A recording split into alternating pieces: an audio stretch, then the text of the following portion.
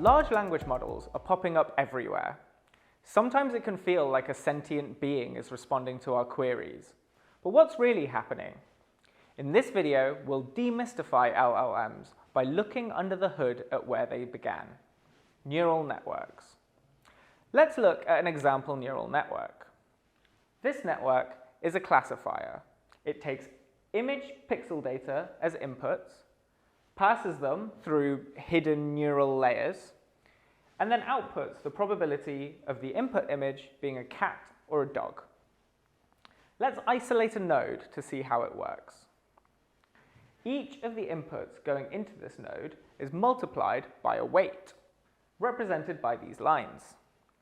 We also add a bias, which is a flat value that impacts the node irrespective of the input.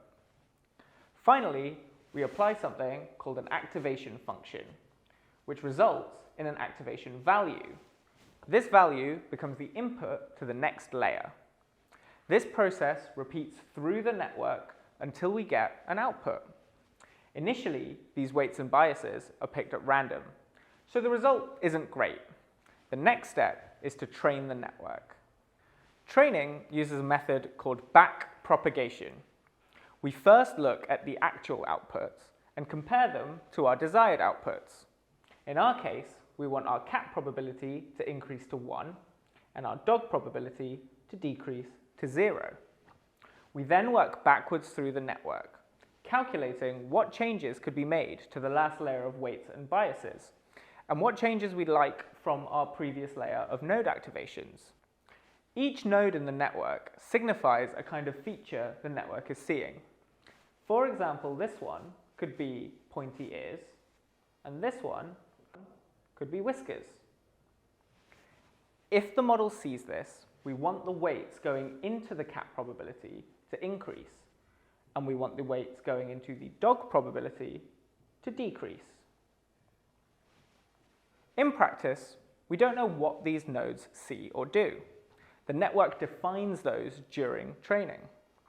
Continuing this process backwards, we get a list of nudges to the network for this one specific cat case. To improve the model as a whole, we need to apply this process to a large amount of diverse training data, thousands of images of cats and dogs. We then average all of these changes and create a brand new neural network, repeating this training until we're happy with the resultant network. To bring this network closer to an LLM, instead of a picture, we'll change the inputs to incomplete sentences, and we'll convert the output to be a large list of words in the English language. We've now changed our input and our output classes.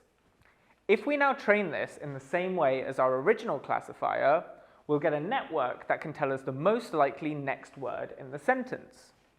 To get this to provide full sentences, we can repeatedly append the last result and run it back through the network. This results in something called a recurrent neural network, and was how original language models started.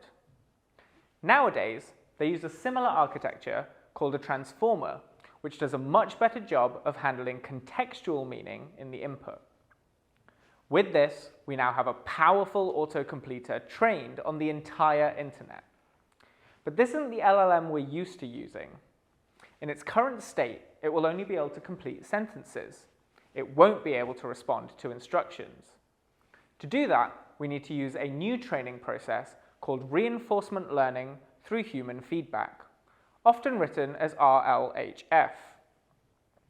Essentially, humans will rate responses or provide desired model outputs, and then we'll use these to retrain the model in the same way we did before, pushing the model behavior into replying in the way we want.